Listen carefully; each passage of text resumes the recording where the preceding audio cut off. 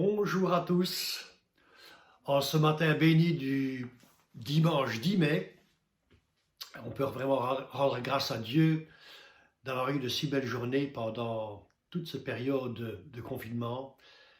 Et aujourd'hui, nous voulons passer un moment à l'adorer, mais aussi à l'écouter nous parler, car je crois que Dieu va nous parler ce matin. Gloire à Dieu. Alors à vous, amis et visiteurs qui vous êtes connectés à notre programme, je vous présente mes chaleureuses salutations en Jésus-Christ. Pourquoi en Jésus-Christ? Tout simplement parce que Christ est au centre de notre programme. Et il est la raison pour laquelle nous sommes rassemblés ce matin. Gloire à Dieu.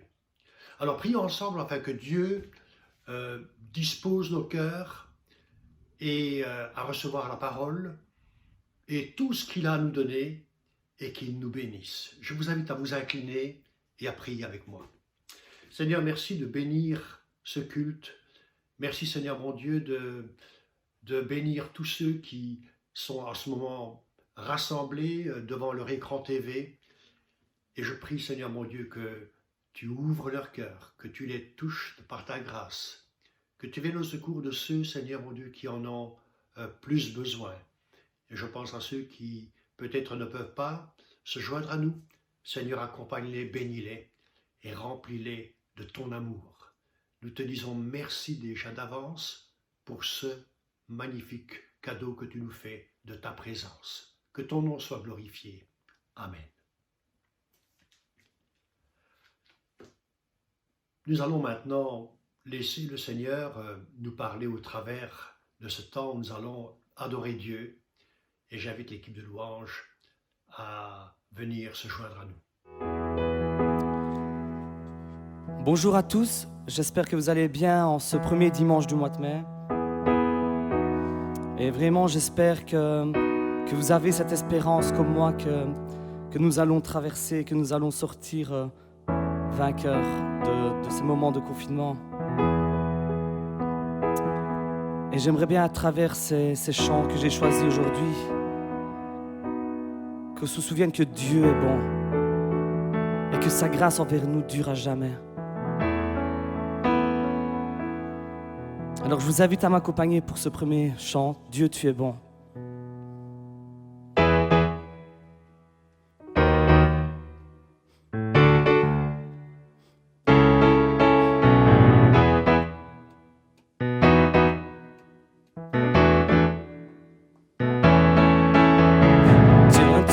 Bon et ta grâce envers nous dure à jamais. Dieu, tu m'es bon et ta grâce envers nous dure à jamais. Peuple de toute nation et de toute langue, de génération en génération, nous t'adorons. Alléluia, Alléluia, nous t'adorons, car tu es grand. Nous t'adorons. Alléluia, Alléluia, nous t'adorons, car tu es grand. Tu es grand. Reprenons. Dieu, tu es bon et ta grâce envers nous dure à jamais. Dieu, tu es bon et ta grâce envers nous dure à jamais. Peuple de toute nation et de toute langue, de génération en génération, nous t'adorons. Oh, Alléluia, Alléluia, nous t'adorons, car tu es grand. Nous t'adorons. Alléluia, Alléluia, nous t'adorons, car tu es grand. Tu es grand.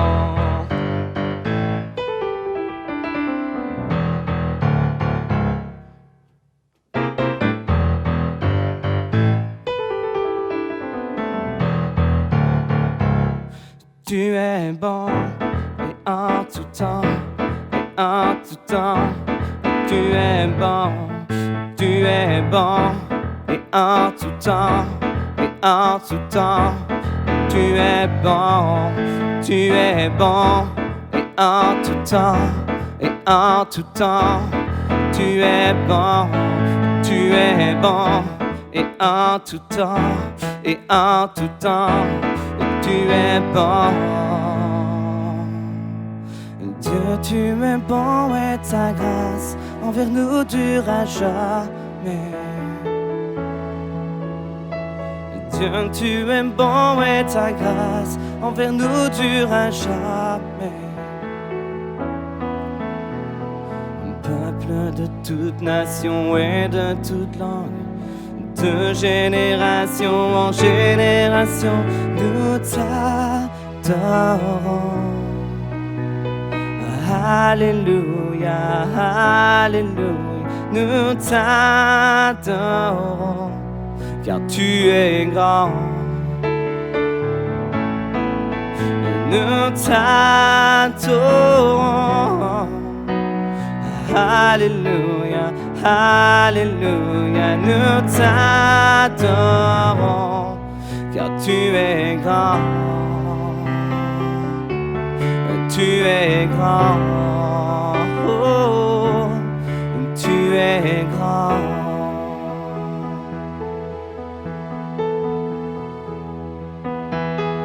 Amen, Seigneur, tu es grand. Et nous voulons tenir, Seigneur. Nous voulons tenir établis sur le roc. Et même face à nos ennemis, nous élevons ton nom.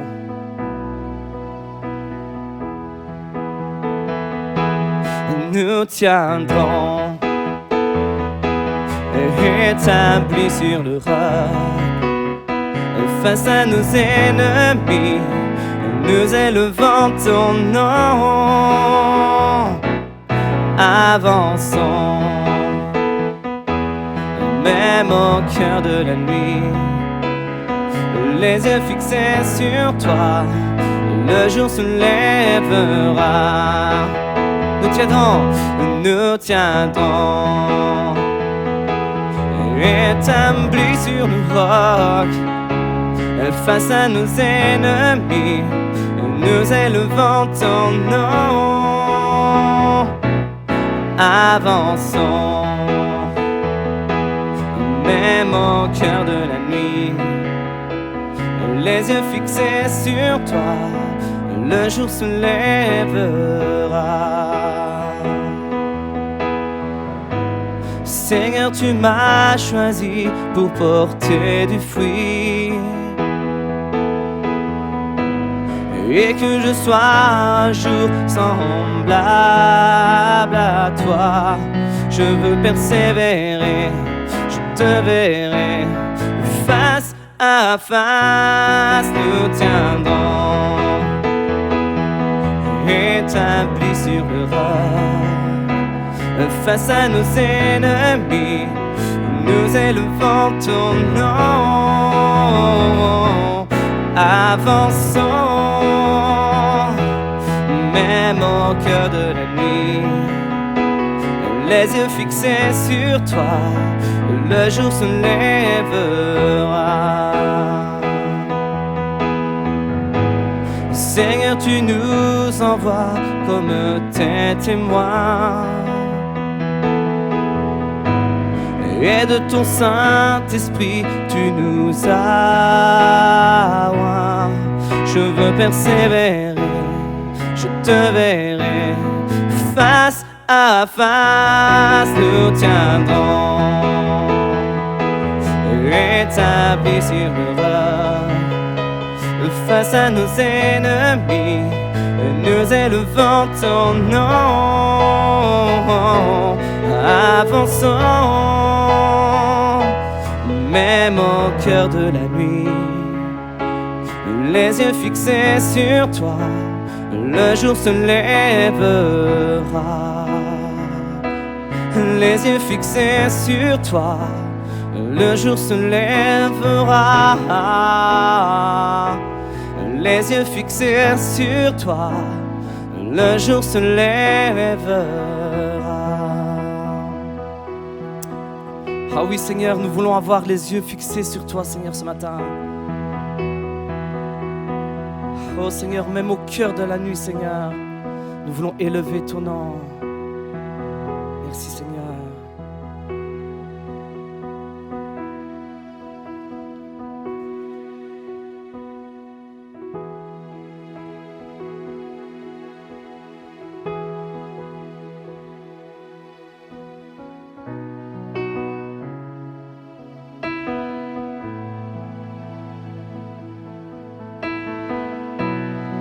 Nous voulons nous prosterner ce matin, Seigneur.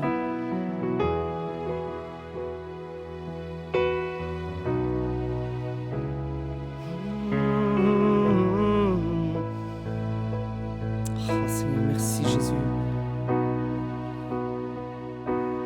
Prosterné, je donne couronne aux pieds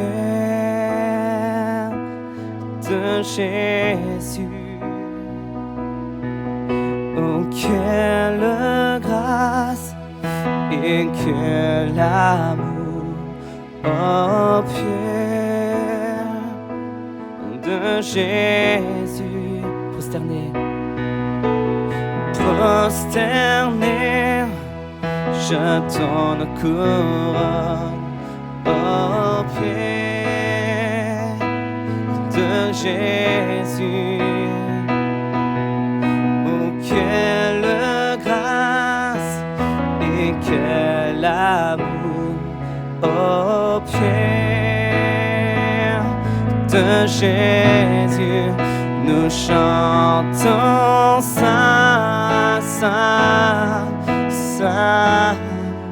Nous chantons Saint, Saint, Saint. Nous chantons Saint, Saint, Saint. Et l'agneau.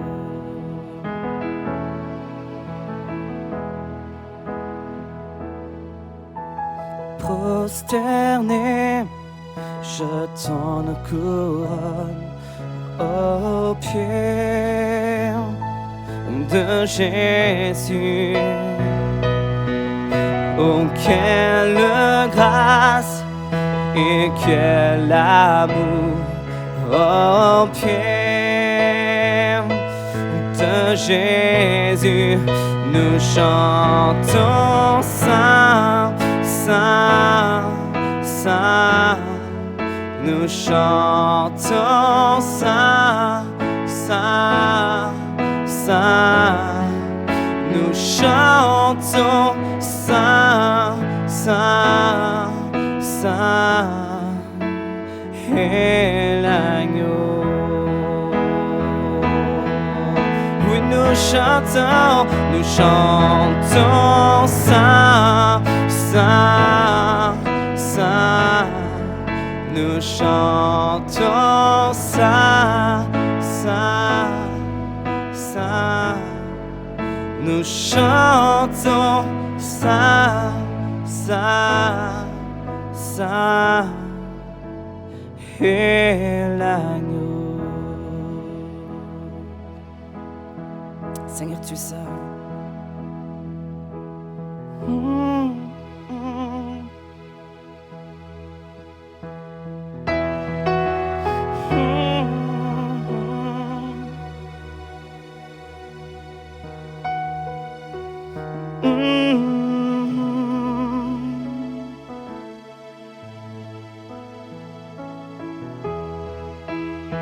Seigneur, tu es saint. Proclamons. Tu es saint, tu es saint. Tu es saint, tu es saint.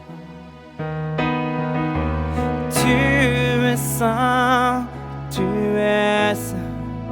Je désire te voir. Tu es saint, tu es saint.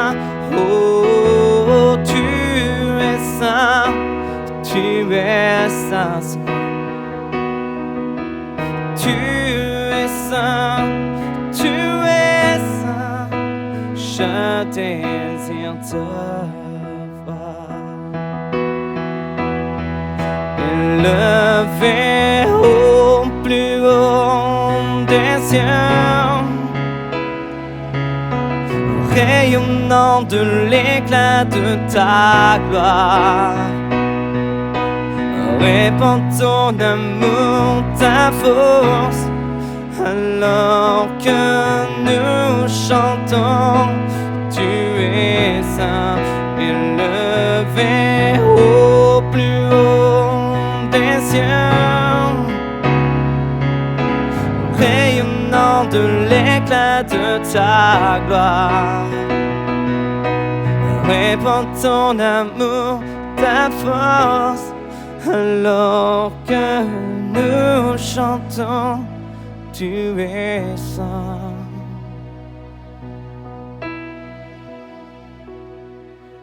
Tu es saint, tu es saint. Tu es saint, tu es saint. Tu es saint, tu es saint. Je désire te voir. Tu es saint, tu es saint. Tu es saint, et tu es saint. Tu es saint, tu es saint. Je désire te voir. Merci Seigneur. Oh. Oh Seigneur, je te prie pour tous mes frères et sœurs, Seigneur. Je te demande, Seigneur, de les bénir, de les garder, Seigneur. Oh Seigneur, qu'ils puissent être forts, Seigneur. Oh Seigneur, je te demande, Seigneur, de nous donner le courage de te suivre, Seigneur, dans ces moments difficiles, Seigneur. Et qu'on puisse être des témoins en ces moments difficiles, Seigneur. Merci pour tout ce que tu nous donnes, Seigneur Jésus. Merci pour ta grâce. Au nom de Jésus, Amen. Que Dieu vous bénisse. Passez un bon dimanche. Dimanche dernier, pour ceux qui ont participé au culte en différé, notre orateur nous parlait du temps que Dieu a mis à disposition pendant cette période de confinement. Un temps de qualité dans lequel nous pouvons nous rapprocher de Dieu. Nous avons pu nous rapprocher de Dieu. Nous avons pu le laisser travailler nos cœurs, renouveler nos pensées et nous amener à mieux comprendre quelle était sa volonté. Et j'espère que cette semaine a été bonne et salutaire, pleine de la grâce de Dieu, et que ce message, eh bien, vous avez pu le vivre. En tout cas, moi, il m'a parlé, et il parle tantôt d'une manière, tantôt d'une autre. L'important, c'est qu'on soit à l'écoute. Le titre du message ce matin, il est très simple. C'est « Béni est l'homme qui se confie en Dieu ». Il est tiré d'un texte que nous allons lire ensemble de l'Ancien Testament. Mais avant de le lire et entrer dans le vif du sujet, je vais demander à ce que Dieu bénisse sa parole, car Dieu veut bénir sa parole. Merci Seigneur mon Dieu de bénir ton nom au travers du message que nous allons entendre ce matin. Merci d'avoir inspiré ton serviteur et merci Seigneur mon Dieu de nous aider chacun à comprendre quelle est ta pensée. Je te le demande dans le nom de Jésus et pour ta gloire. Amen. Le texte donc se trouve dans Jérémie chapitre 17 et au verset 5 à 10. Donc Jérémie 17, 5 à 10. Nous allons lire ensemble. Ainsi parle l'Éternel, maudit soit l'homme qui se confie dans l'homme, qui prend la chair pour appui et qui détourne son cœur de l'Éternel. Il est comme un misérable dans le désert, il ne voit point arriver le bonheur, il habite les lieux brûlés du désert, une terre salée sans habitants.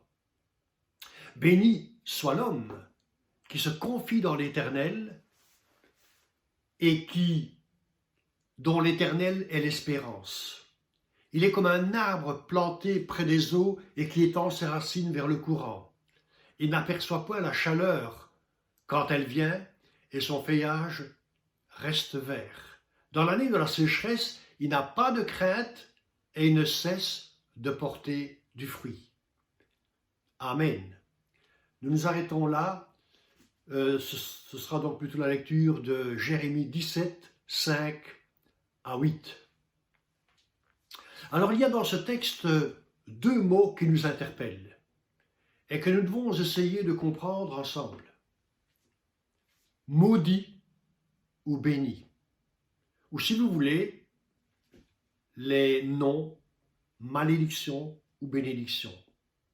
Ce sont des mots qui sont utilisés régulièrement, mais très souvent mal à propos et quelquefois même galvaudés. Alors voyons ce qu'il en est. Nous allons commencer d'abord par ce premier verset de Jérémie 17. Maudit est l'homme qui se confie en l'homme. Dans l'étymologie du mot maudit, il est dit dans les différents dictionnaires ou autres ouvrages qui parlent de ce mot, que c'est un adjectif ou un participe passé du verbe maudire. Et il est trouvé à maintes reprises dans la Bible, mais également dans le langage courant depuis des siècles, voire des millénaires. Dans le monde chrétien qui a dominé l'Europe et une grande partie du monde, il y a des siècles d'ici, ce mot était directement associé à Dieu. Maudit signifiait être réprouvé par Dieu, ou qui semble frappé de la malédiction divine. Et quelques mots étaient associés à cet adjectif, et ce sont les mots damné, déchu, excommunié. Tout cela représentait la malédiction. Mais voyons un petit peu d'où vient ce mot dans la Bible. Si ce mot est associé à Dieu dans sa définition, comment est-il venu dans le monde? En d'autres termes, d'où est venue la malédiction? Et il faut pour cela retourner au début de la Bible, dans la Genèse, où nous lisons dans la Genèse chapitre 3, versets 13 à 17, le récit de la rencontre entre Adam et Ève et Dieu après leur désobéissance. Lisons ensemble Genèse 3, 13 à 17. Et l'Éternel Dieu dit à la femme, « Pourquoi as-tu fait cela ?» La femme répondit, « Le serpent m'a séduite et j'en ai mangé. » L'Éternel Dieu dit au serpent, « Puisque tu as fait cela, tu seras maudit entre tout le bétail et entre tous les animaux des champs, tu marcheras sur ton ventre et tu mangeras de la poussière tous les jours de ta vie. Je mettrai inimitié entre toi et la femme, entre ta postérité et sa postérité. Celle-ci t'écrisera la tête et tu lui blesseras le talon. » Il dit à la femme, « J'augmenterai ta souffrance, la souffrance de tes grossesses, et tu enfanteras avec douleur, et tes désirs se porteront vers ton mari, mais il dominera sur toi. » Et il dit à l'homme, « Puisque tu as écouté la voix de ta femme, et que tu as mangé de l'arbre au sujet duquel je t'avais donné cet ordre, tu n'en mangeras point, le sol sera maudit à cause de toi, et c'est à force de peine que tu en tireras ta nourriture tous les jours de ta vie. Il te produira des épines et des ronces, et tu mangeras de l'herbe des champs. Et c'est à la sueur de ton front que tu mangeras du pain, jusqu'à ce que tu retournes dans la terre d'où tu as été pris, car tu es poussière et tu retourneras dans la poussière. Donc la première fois que nous voyons ce mot prononcé, elle le fut par Dieu lui-même dans le récit de la Genèse, où l'homme et la femme ont désobéi à leur Créateur. Cette malédiction a été prononcée contre le serpent, tant sur le plan de l'animal qu'il était, parce qu'il semble qu'à la création, les animaux étaient capables de communiquer avec l'homme bien mieux qu'aujourd'hui. Et leur personnalité était déjà marquée, tout d'ailleurs comme nous le remarquons avec les animaux aujourd'hui. Le serpent, dit la Bible, était l'animal le plus rusé parmi tous les animaux de la création. C'était son caractère. Et le diable, qui est appelé aussi le serpent ancien, a utilisé l'animal le plus rusé pour séduire Ève. La deuxième raison, ou la deuxième explication, elle est donnée par ce même texte quand il est dit dans la Bible ceci, c'est que je mettrai inimitié entre toi et la femme, entre ta postérité et sa postérité, celle-ci t'écrasera la tête et tu lui blesseras le talon. Satan est personnifié, comme nous l'avons dit, et porte le nom de serpent. Et dans cette occasion-là, il est entré dans le serpent. Et rappelons-nous que le diable est un esprit déchu, un ange déchu. Et la malédiction contre le diable se voit dans le texte que nous venons de lire. Et cette parole était à la fois prophétique et symbolique. La femme représente le peuple de Dieu et pour nous l'Église. La postérité de la femme, ce sont tous les enfants de Dieu qui sont nés depuis la naissance, depuis la mort et la résurrection de Christ et depuis la naissance de l'Église. L'Église a le pouvoir d'écraser la tête de Satan, c'est-à-dire de triompher sur le diable. Mais le diable peut blesser l'Église. Il peut te blesser, nous blesser tous. Il peut faire du mal à l'Église, la persécuter, et il l'a fait pendant des siècles, et il le fait encore aujourd'hui, et chercher à détruire. C'est pour ça qu'il est appelé le destructeur depuis le commencement. Alors, les deux fruits de la malédiction prononcée se sont manifestés depuis la chute de l'homme. Et le péché, en entrant dans le monde, a détruit la belle harmonie qui existait entre le Créateur et sa créature. Et l'homme a commencé son inexorable descente vers le bas, toujours plus éloigné de tout ce qui est juste, de tout ce qui est vrai, de tout ce qui est saint. C'est une véritable descente en enfer. C'est ce que l'apôtre Paul d'ailleurs explique dans sa lettre aux Romains, Romains chapitre 1, versets 21 à 23. Il dit ceci, « Puisque, ayant connu Dieu, ils ne l'ont pas glorifié comme Dieu, et ne lui ont point rendu grâce, mais ils se sont égarés dans leurs pensées, et leur cœur sans intelligence a été plongé dans les ténèbres. Se vantant d'être sages, ils sont devenus fous. Et ils ont changé la gloire incorruptible de Dieu en image représentant l'homme corruptible par des oiseaux, des quadrupèdes et des reptiles. » Donc, nous voyons ce qu'il est écrit. Comme ils ne se sont pas souciés de connaître Dieu, verset 28, Dieu les a livrés à leur sens réprouvé pour commettre des choses indignes.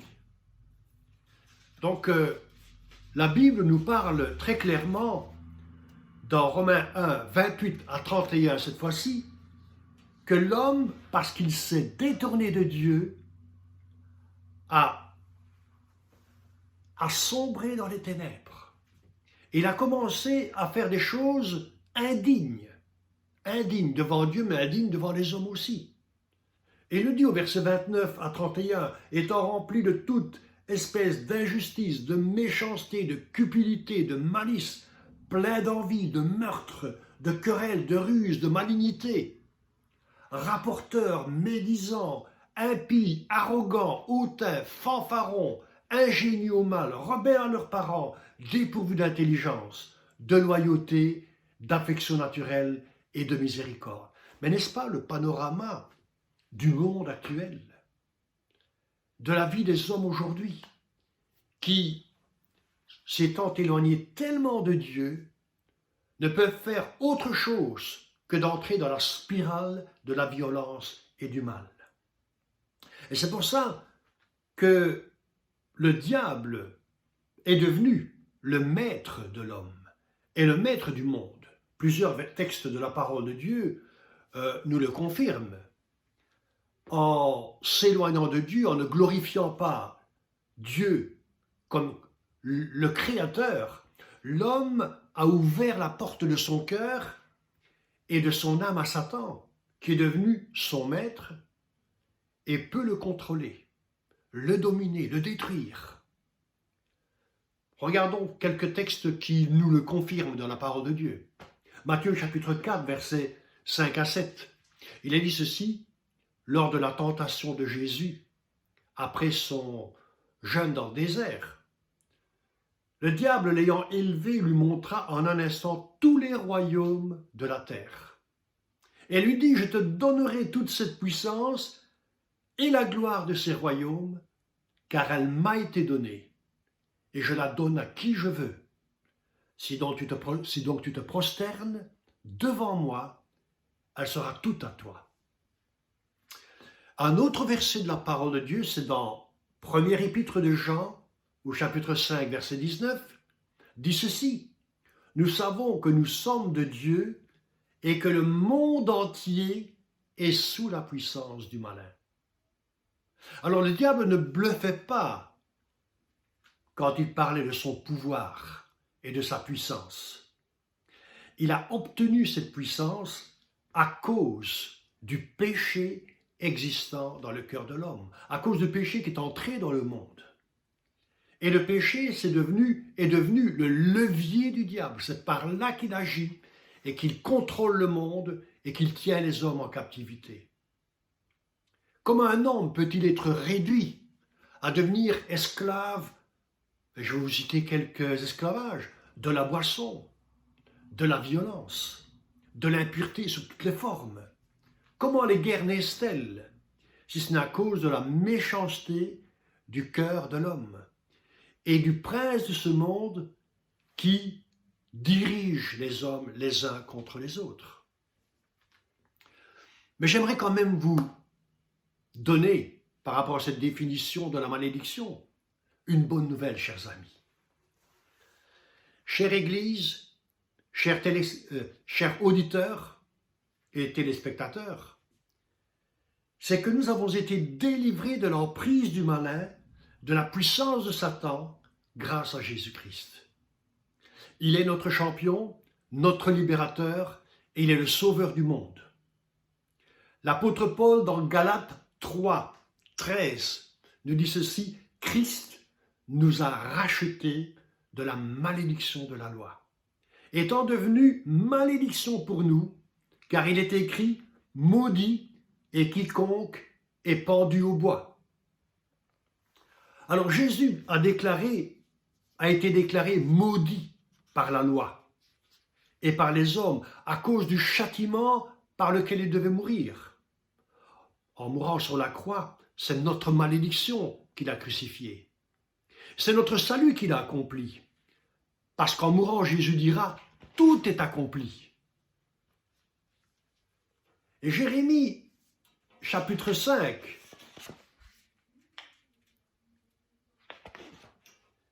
nous parle et nous dit ceci: « Maudit est l'homme qui se confie dans l'homme, qui prend la chair pour son appui et qui détourne son cœur de l'Éternel. » Vous savez, l'homme qui ne veut pas de Dieu dans sa vie, qui ne le veut pas comme guide, comme directeur de sa vie, qui le rejette pour s'appuyer sur la sagesse humaine, sur les prouesses humaines, il reste sous la malédiction du début. Il ne pourra jamais s'en sortir, car esclave de son péché et sous la domination du malin, il ne pourra que descendre vers le mal. Heureusement, et nous le verrons plus tard dans ce message, que Jérémie parle de la bénédiction. Jérémie parle de la bénédiction que nous avons eue de connaître Jésus-Christ, celui qui a été maudit pour nous. Alors maintenant, nous venons à la deuxième partie de ce verset de Jérémie. Bénédiction ou être béni. Dans son étymologie, la bénédiction ou être béni signifie dire du bien de Dieu. Il est toujours lié aussi en relation avec Dieu. Le louer pour le remercier de ses bienfaits. Il y a des phrases qui sont devenues un terrain commun, je dirais. On parle de bénir le ciel, bénir le sort, s'estimer heureux, se féliciter de quelque chose. Ce sont des sens qui sont devenus secondaires après. Mais le premier sens, c'est de dire du bien de Dieu. Et en disant du bien de Dieu, nous pouvons aussi dire du bien des autres. Car je peux aussi bénir quelqu'un en lui souhaitant le bonheur, en lui souhaitant la santé, la force et la réussite. Posons-nous cette question: quelle est la plus grande bénédiction? Quelle est la plus belle chose qui puisse nous arriver? Autrement dit, qu'est-ce qui peut véritablement rendre ma vie et ta vie heureuse? Sans Dieu, nous dit le prophète Jérémie, l'homme est comme un misérable dans le désert, il ne voit pas arriver le bonheur. C'est un peu comme de l'huile qu'on verse dans nos mains, on ne peut pas la contenir, elle fuit de partout. Ainsi en est-il du bonheur de l'homme basé uniquement sur son avoir, sur son savoir ou sa gloire. Ce bonheur est éphémère et se transforme rapidement en cauchemar, en corruption, ou pire encore, on perd tout d'un coup. Et Jésus nous montre dans une des paraboles, dans Luc chapitre 12, versets 16 à 21, il nous parle et il nous dit: les terres d'un homme riche avaient beaucoup rapporté. Et il raisonnait en lui-même en disant: mais qu'est-ce que je vais faire? Car je n'ai pas de place pour serrer ma récolte. Voici, dit-il, ce que je ferai. J'abattrai les greniers, j'en bâtirai les plus grands, j'amasserai toute ma récolte et tous mes biens. Et je dirai à mon âme, tu as beaucoup de biens en réserve pour plusieurs années, repose-toi, mange, bois et réjouis-toi. Mais Dieu lui dit: insensé, cette nuit même ton âme te sera redemandée, et ce que tu as préparé, pour qui cela sera-t-il? Il en est ainsi de celui qui amasse des trésors pour lui-même et qui n'est pas riche pour Dieu. Alors regardez, cet homme avait travaillé toute sa vie, avait réussi à s'enrichir, et étant devenu riche, il s'est mis à penser à ce qu'il allait faire de ses richesses. Oui, dit-il, je vais investir encore plus, construire d'autres édifices, je vais stocker le fruit de mon travail. Et alors après, plus tard, je pourrai me reposer et jouir de mes biens. Il avait tout pensé, tout investi sur le plan matériel, tout investi sur le plan humain, mais rien investi pour Dieu. il n'avait pas pensé que d'un moment à l'autre, il pouvait mourir. Et que sa vie, au fait, pendait à un mince fil. Comme d'ailleurs la vie de chacun d'entre nous. Et tout à coup, il entend la voix de Dieu lui dire « Insensé », en d'autres termes, malheureux que tu es, maudit que tu es. Cette nuit, ton âme te sera redemandée. Vous savez, la pire chose qui puisse arriver à un homme, c'est de perdre son âme. C'est ce que dit la Bible. Jésus disait, à quoi sert-il à un homme de gagner le monde entier s'il perd son âme? Il a tout perdu. Et cher ami, ton âme est précieuse aux yeux de Dieu. Notre âme n'a pas de prix. Alors la plus grande bénédiction que nous pourrions avoir, c'est d'avoir mis notre confiance en Dieu et d'avoir confié notre vie en Jésus-Christ, le sauveur de notre vie, le sauveur du monde. Et Jésus, en quittant ses disciples pour monter au ciel, leur a donné cette promesse. « Voici, je suis avec vous tous les jours, jusqu'à la fin du monde. » Et savoir que nous avons le Seigneur des Seigneurs, le Roi des Rois, le Berger des âmes, à nos côtés, tous les jours, eh bien, c'est la plus grande et la plus extraordinaire des bénédictions que nous puissions avoir. Jérémie nous dit ceci, « Béni est l'homme qui se confie dans l'Éternel et dont l'Éternel est l'espérance. Il est comme un arbre planté près des eaux et qui étend ses racines vers le courant. Il n'aperçoit point la chaleur quand elle vient. Et son feuillage reste vert. » Alors, qu'est-ce que c'est qu'avoir confiance en Dieu? Chers chrétiens, nous devrions le savoir, mais quelquefois nous l'oublions. Quelquefois, pris par l'engrenage de nos activités et de la vie, nous nous éloignons de cette confiance en Dieu. Nous commençons à avoir plus confiance dans nos projets, dans nos avoirs et dans ce que l'homme a produit qu'en Dieu lui-même. Alors, avoir confiance en Dieu, c'est synonyme d'avoir foi en Dieu. Alors certains me disent, oui, mais toi tu as la foi. Moi, je ne l'ai pas. Alors j'aimerais vous dire, chers amis, que la foi n'est pas automatique. Et elle n'est pas préprogrammée chez certains hommes ou femmes. Non, car ce serait une injustice de la part de Dieu. La foi, dit la Bible, vient par l'écoute de la parole de Dieu. Celle que nous lisons et surtout celle que nous écoutons lorsqu'elle est annoncée, lorsqu'elle est prêchée. La bonne nouvelle du salut et de la vie éternelle par Jésus-Christ, lorsqu'elle est annoncée et qu'elle entre dans un cœur bien disposé, un cœur humble, elle va produire la foi. Et la foi en Jésus-Christ, sauveur du monde, délivre l'homme du péché et de la malédiction. Alors toi qui es chrétien aujourd'hui, n'aie pas peur que quelqu'un te maudisse, car aucune malédiction ne peut avoir un effet contre toi, puisque toi tu as été délivré de la malédiction. Alors l'homme, par le Saint-Esprit, connaît une libération de tout son être.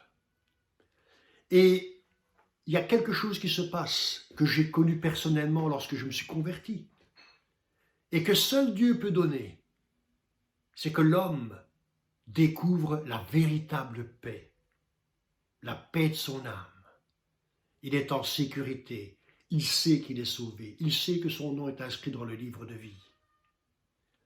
Alors pour nous, chrétiens, frères et sœurs, chers amis, je vous invite non pas à vous reposer sur vos acquis, sur votre expérience. D'autres fois, quand vous vous êtes convertis il y a quelques années, il y a quelques mois, je vous invite à vous rapprocher de celui sur lequel nous pouvons compter aujourd'hui, tous les jours. Celui qui peut nous aider dans les moments de faiblesse. Et qui d'entre nous n'a pas connu des moments de faiblesse? Celui qui peut nous guérir et nous libérer de nos peurs, et même des choses qui peuvent arriver dans ce monde. Celui qui peut nous remplir encore plus de foi pour triompher contre les ruses et les pièges du malin. Alors c'est là qu'on pourra expérimenter, comme Jérémie l'a dit, nous serons comme un arbre planté près des eaux. Et quand un arbre est planté près des eaux, eh bien, il reste vert. Il n'a pas peur de la sécheresse. Et il va continuer à porter du fruit. C'est la volonté de Dieu, frères et sœurs, que nous portions du fruit et toujours plus de fruits. Ce matin, si tu n'as pas confié ta vie à Dieu et que tu vis encore en t'appuyant sur les promesses des hommes, sache que tu seras de plus en plus déçu, de plus en plus triste, car c'est un chemin de désolation, de destruction morale et spirituelle. C'est un chemin de mort. Mais Jésus nous dit encore à tous, à moi comme à vous, ce qu'il dit dans Jean chapitre 7, versets 37 à 39.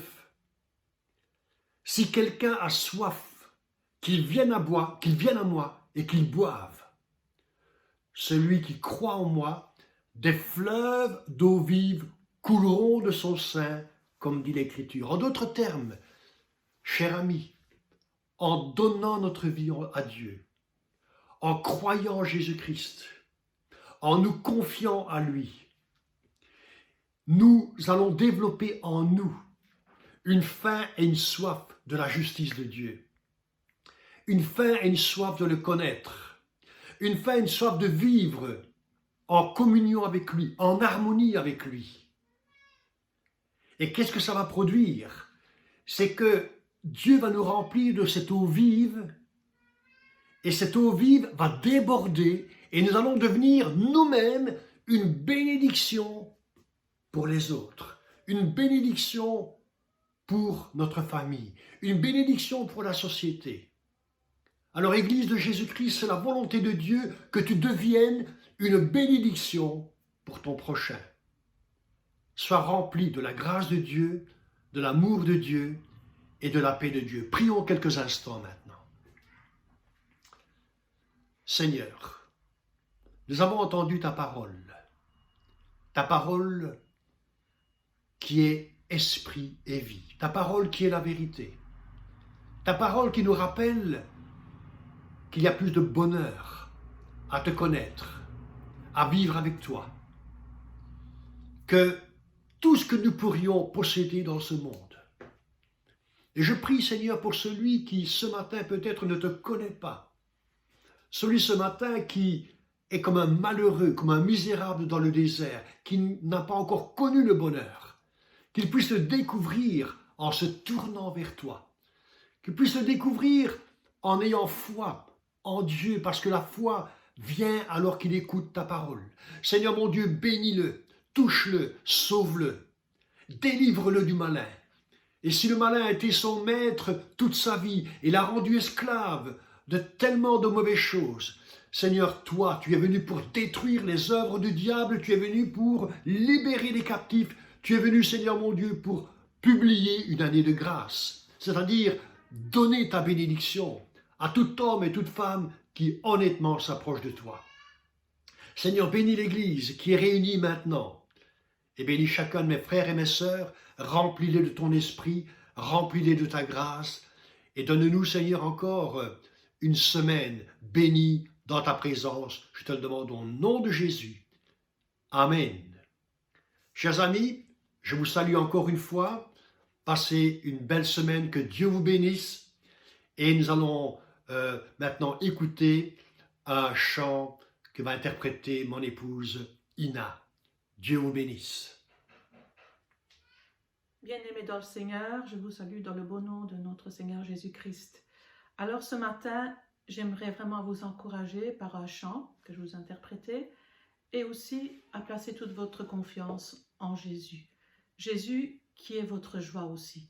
Et j'aimerais juste lire un verset qui se trouve dans 1 Pierre, chapitre 1, à partir du verset 8, qui nous dit ceci: « Jésus, vous ne l'avez pas vu, et pourtant vous l'aimez. Mais en plaçant votre confiance en lui, sans le voir encore, vous êtes remplis d'une joie glorieuse, qu'aucune parole ne saurait exprimer, car vous obtenez votre salut, qui est le but de votre foi. Voilà, ce matin, j'aimerais bien vraiment que vos cœurs puissent être remplis de cette joie glorieuse et vous dire, Seigneur, même si tout autour de moi, les choses vont mal, je sais que tu m'aimes. Même si des fois je ne ressens pas ton amour, mais je sais que tu m'aimes. Même si des fois je suis faible, je sais que tu me tiens et je suis forte, parce que c'est toi qui me fortifie. Voilà, que le Seigneur soit glorifié au travers de ce chant.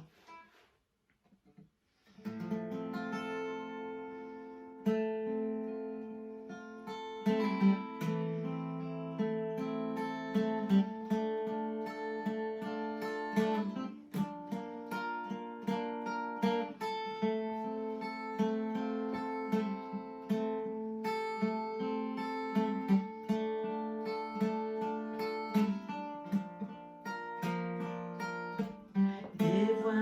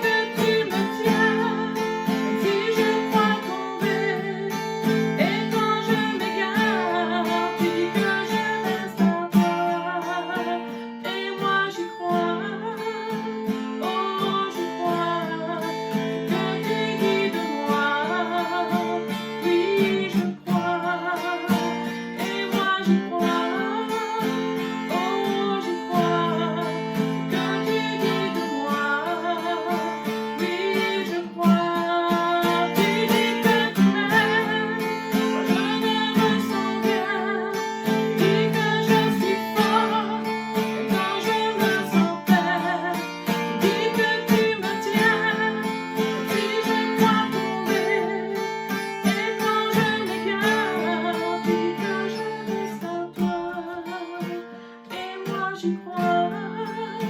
Oh, j'y crois. Que tu dis de moi. Oui, je crois. Et moi, j'y crois. Oh, j'y crois. Que tu dis de moi. Oui, je crois. Que le Seigneur vous bénisse.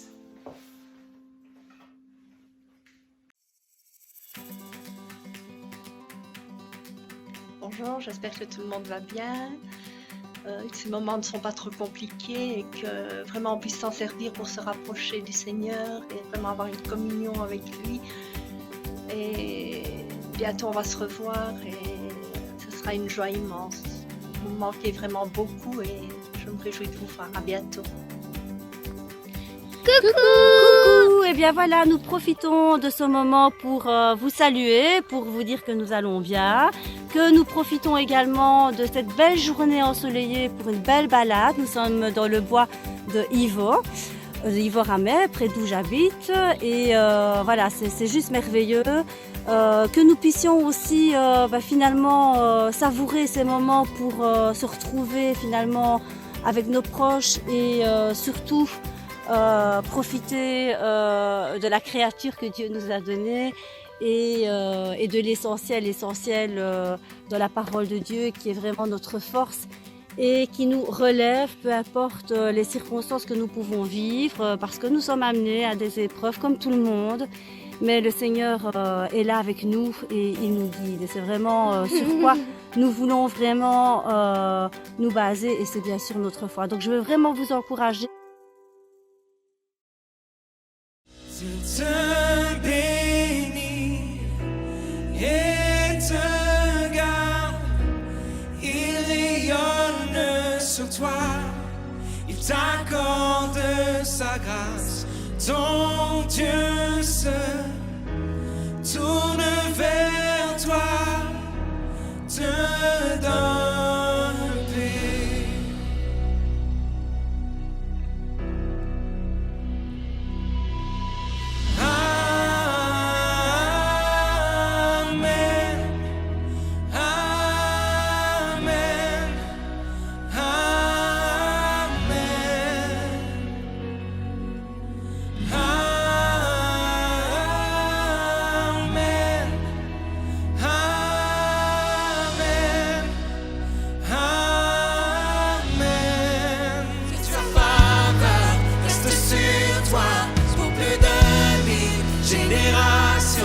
Sur ta famille et tes enfants et les enfants.